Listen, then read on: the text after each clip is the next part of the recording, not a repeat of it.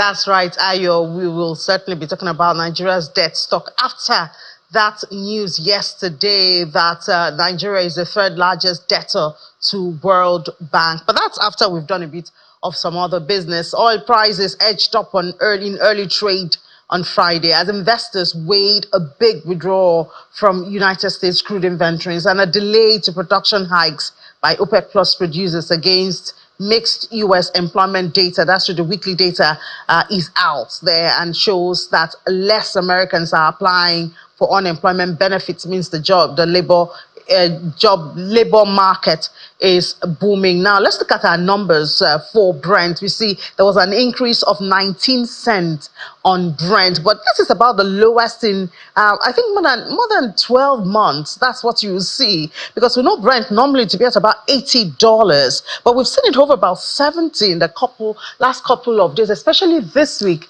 Now it dropped even lower than this by close of trade on Thursday, but today, this morning, early trade, it went up a bit, 0.26%. That's Brent to $72.88 a barrel. 0.3% increase is what WTI had, but it's below $70 for a barrel of WTI. Now, the factors driving this, the stockpiles from the United States, it fell 6.9 million barrels to 418.3 million barrels last week compared to expectation. Expectation was for about 993,000 barrels draw. Also lifting prices, OPEC Plus agreed to delay a planned oil production increase for October and November, and the producers group said that they're adding that it could further pause or reverse the hikes if needed. Also, the latest United States economic data offered some relief about the health of the economy to a market looking for clues about the path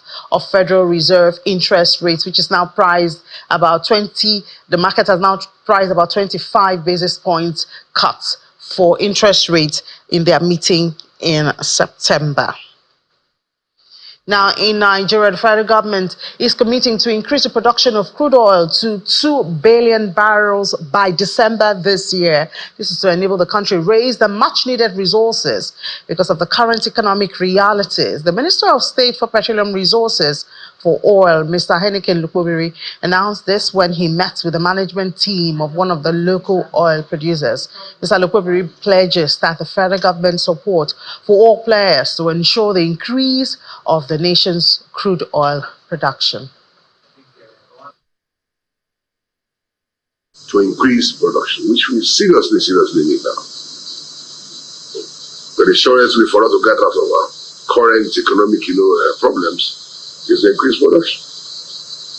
Our target is that by December we want to hit at the 2 million barrels. It will work with all stakeholders to do things differently so that you will show what indigenous companies can do if given the opportunity.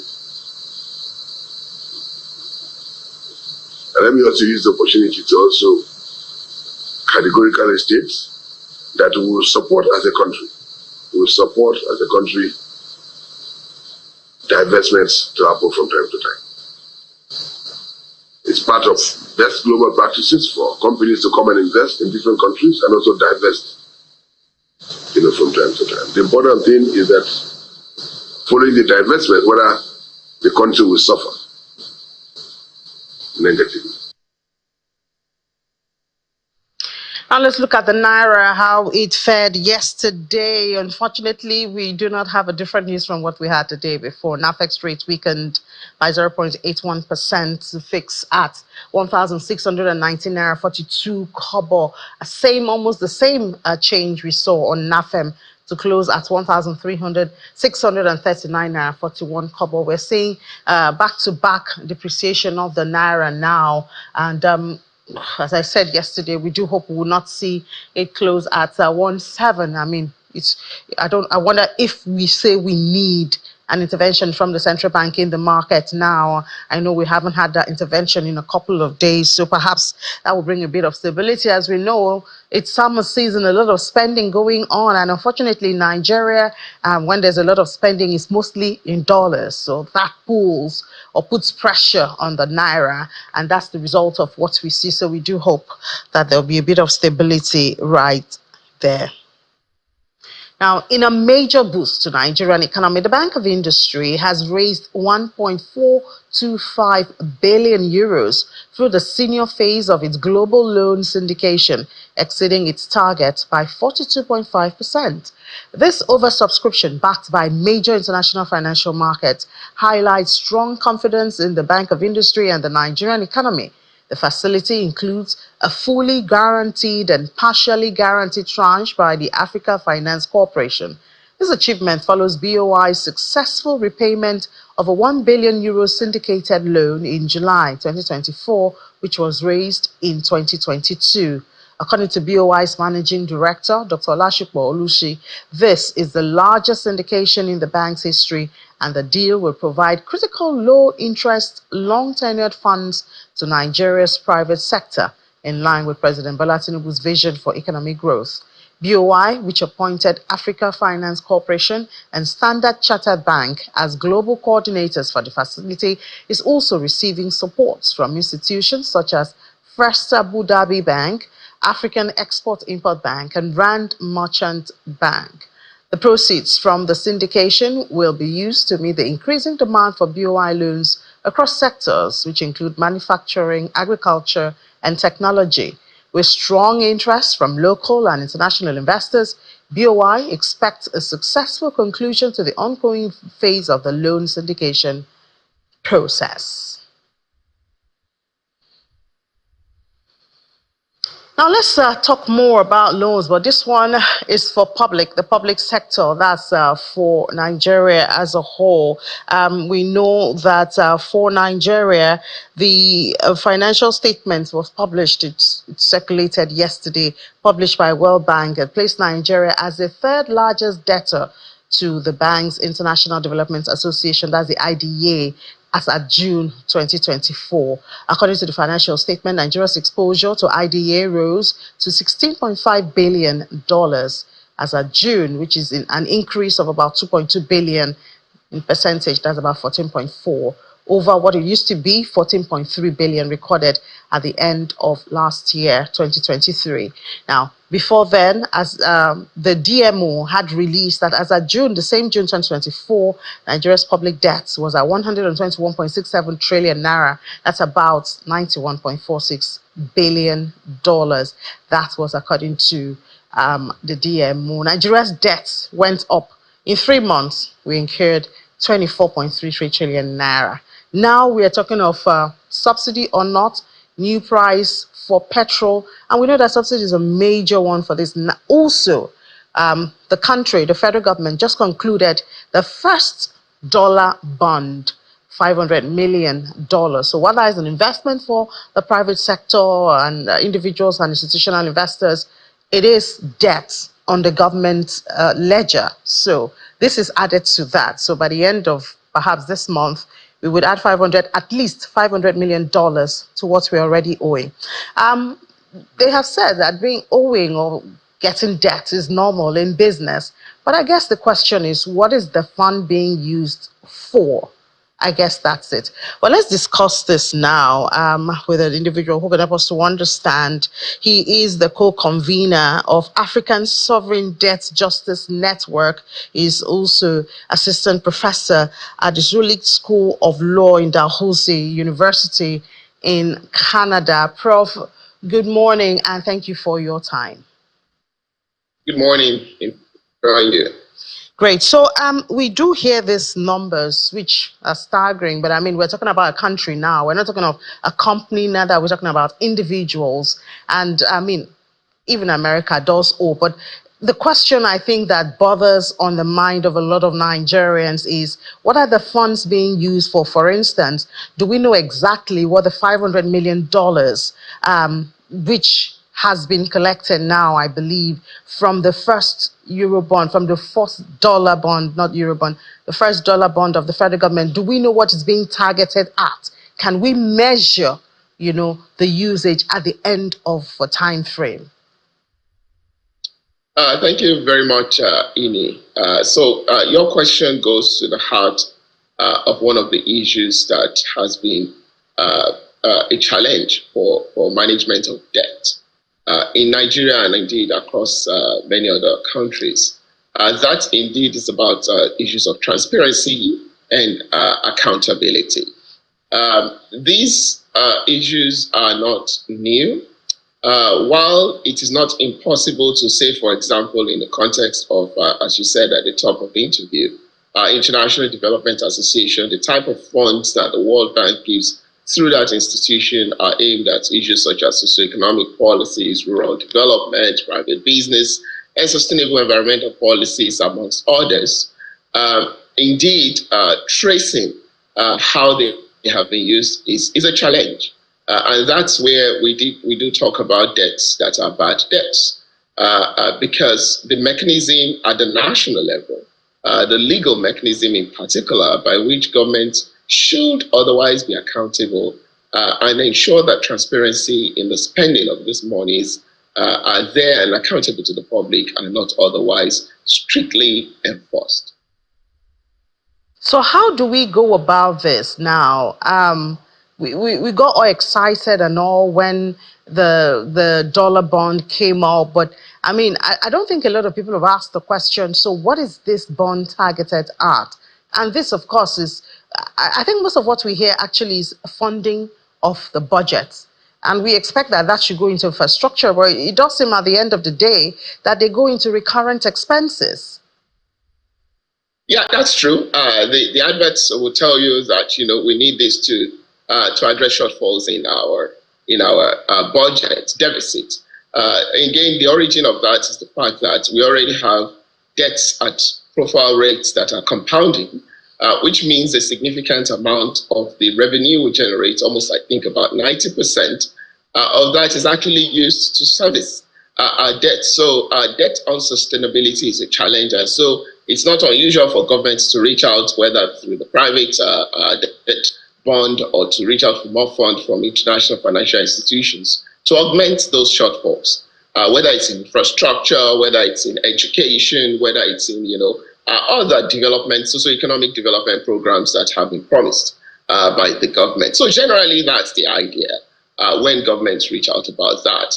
But where the bigger issues lie is the fact that these are not necessarily monitored at the end. And so there's a challenge of saying, if we are paying as much as 90% of debt service, for example, for the public one, how are we going to ensure that these additional monies that are being raised are going to do those specific things we expect them to do? In Nigeria, health, education, public infrastructure are a huge challenge, right? These are part from areas where government needs to support rural development in farming, where we need to augment, the shortfalls in food and reduce the cost of getting daily rates, as we know inflation very high. So all these are the ideas that the government targets through these pools of funds that are put together. But as I said, accountability and lack of transparency are indeed challenges that really make these issues very unsustainable, as an example of pursuing good debt. So what's the responsibility of the citizens now? What can the citizens do? The citizens have a duty to be informed. That is the first thing.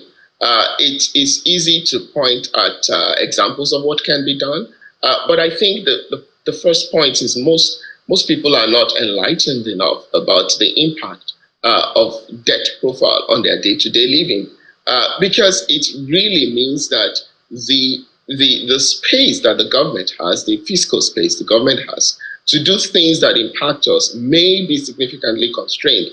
And so whether it's at the local level, at the state level, and at the federal level, they want to ask questions through their representatives. ask questions through civil society organizations that exist that cater to those kind of issues. And I think once those kind of channels are used, that is one great example. But let me give you another great example that we have done at the African Sovereignty Justice Network.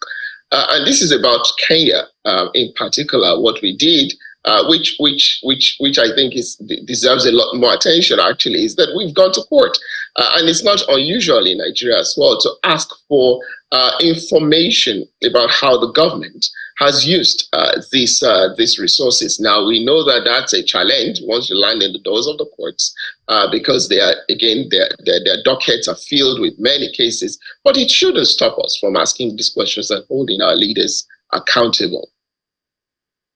The need for citizens to be involved is what happened with China. We know the president is now in China, and we hope that to be resolved. None of our aircraft or other property will be overtaken. But as you said, the people need to be more involved in this. So at least the government will know that people are watching and people are talking. Yes, I mean, FUCAC is going on in China, and I think that has its own bucket, because it's again shown that not just Nigeria, African leaders never really are trying to think about the future of Africa by themselves.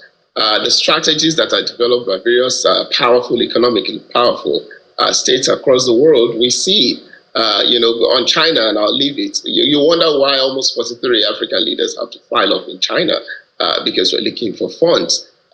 Do they do that in Africa? But we can leave that aside and come back to the question of the debt. And I think it's critical.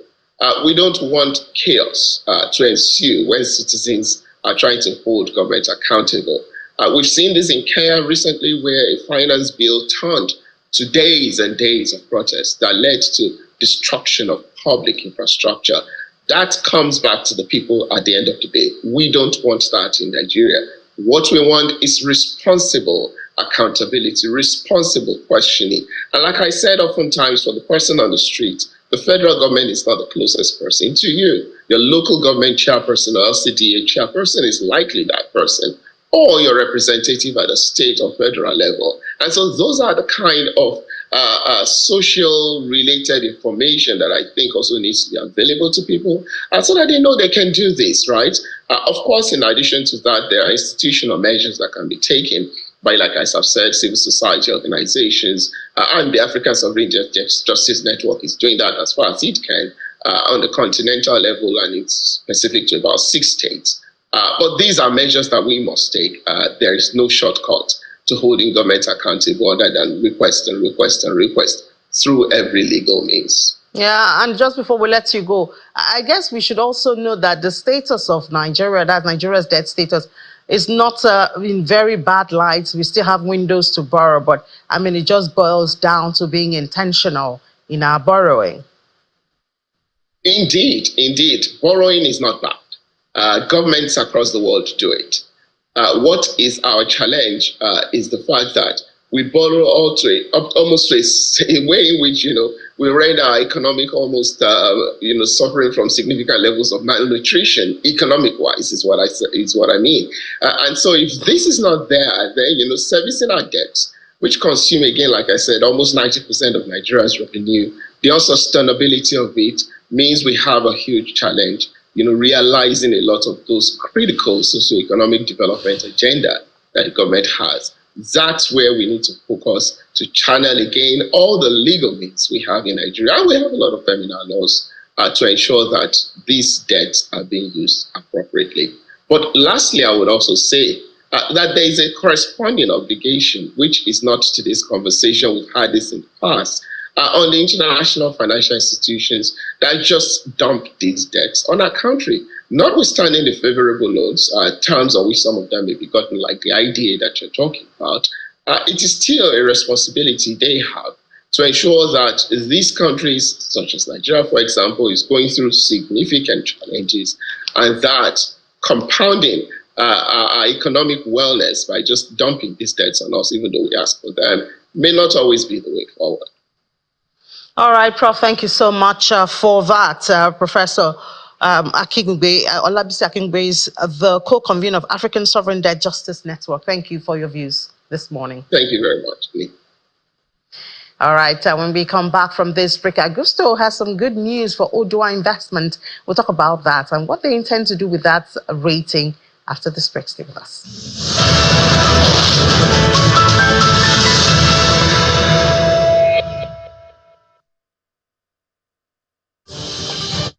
The quick wins are already being implemented. Those include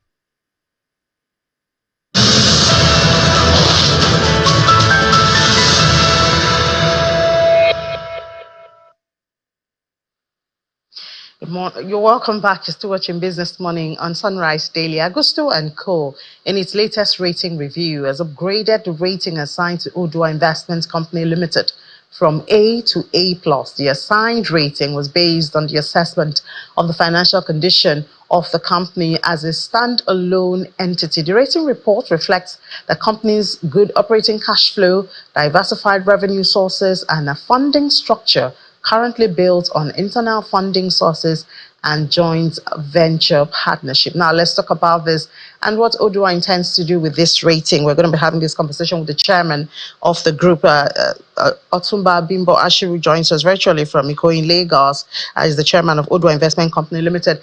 Thank you so much for your time, sir. Congratulations to you. Thank you very much, Ini. Thank you for having me, and thank you for congratulating us on this achievement. So we hear that the rating came because of good operating cash flow, diversified revenue. We know Odua has many streams of income as a group, and then funding structure currently built on internal funding as well as joint venture partnerships. So I wonder what else you're going to do now that you have this A+ rating. What's the next level?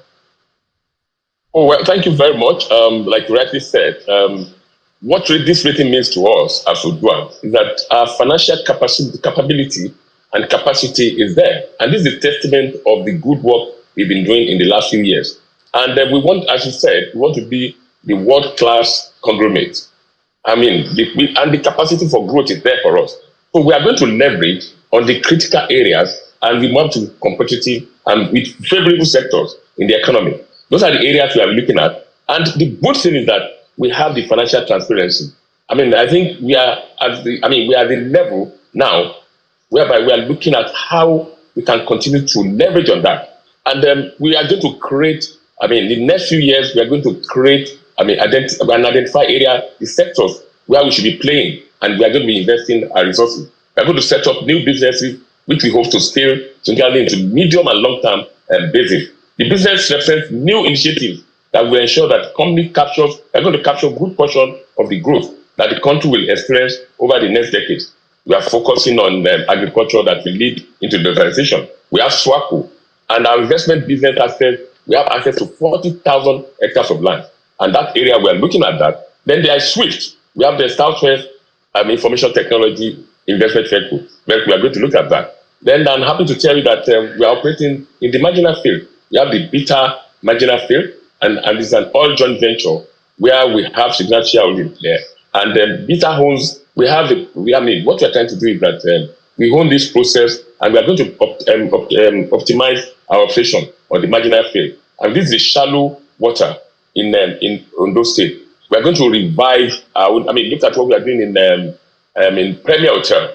By the first or second quarter next year, we are increasing the room from 87 to about 154 rooms. This is, we are going to build, we are building a tower, and we have 3 floors for car parks. So those are areas we are looking at, and we are focusing on transforming that hotel to a 4 to 5 star hotel.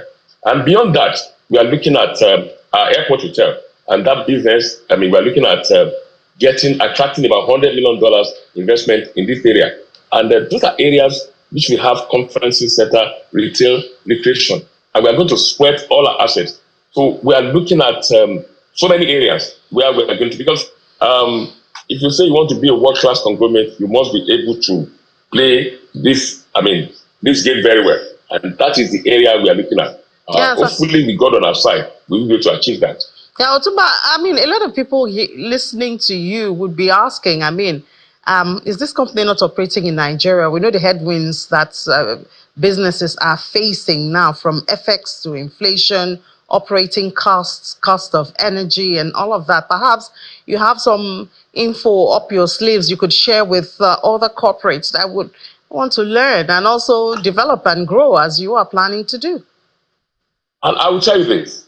The key area we are looking at is corporate governance. You see, we are very critical in this business.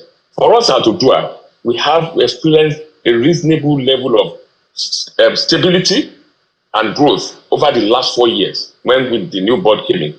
And due to this likely governance program reforms, we've been able to operate. And the shareholders, we have the necessary support from the shareholders. Don't forget that Odua is owned by the 4th largest economy in Africa, by 6 southwest states.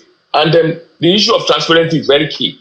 We are also very critical. We have, we are being transparent in all our transactions, and all our stakeholders, they know that for us. So we won't cut corner, and we are focusing on areas where they are needed. For example, we know that agriculture is the way to go. With the 40,000 hectares of land and around the 6 southwest states, when we grow all these things, we are focusing on that. And then it's very important, and we are collaborating. We believe in joint ventures. For example, all our real estate business. Remember I mentioned last time that before, Odua used to be involved in real estate. Wema Board, which is 100% owned by Odua, is involved in real estate. But we have moved all our real estate business into Wema Board. So there is easy for collaboration. We've had joint ventures. And look at what we have in Ikoyi present: 18 townhouses. 40, 60. We are doing 40 apartments in GRA Ikeja, 30, 70. We have Alakia in Ibadan, where we are doing. So our focus is, we look at areas where there are needs. Yes, I understand that there are issues. The economy is tough, but inflation is right, is increasing, and standard of living, yes, is falling. But at the same time, that's why we say we must make the best out of the bad situation, and that's what we are doing in Odua. All right, thank you so much for sharing that. If corporate governance and always looking for the bright side of a not so good situation. Otumba Bimbo Ashiru, Chairman, Odua Investment Company Limited. Thank you for your time, and once again, congratulations. Thank you very much, Ini, for having me again. Thank you, and God bless. Have a lovely day. You too, sir. All right, now let's see a bit of the numbers. Yesterday, it was another red close at the end of trade in NGX. 0.34% down is what was recorded. 188 billion naira off the market cap, even though it's still around 55 trillion naira. Activity mostly red. We saw the only oil and gas sector was able to stay in the green. And that was not because of O&O, which has been thriving, but it had two trading sessions of negative trades. Now, it was because of Japan Gold, but good enough, at least the counter stayed in the red. Insurance also recovered. The penny stocks are back. Top trades, we had Zenith Bank, O&O, Zenith Bank, O&O GT Co.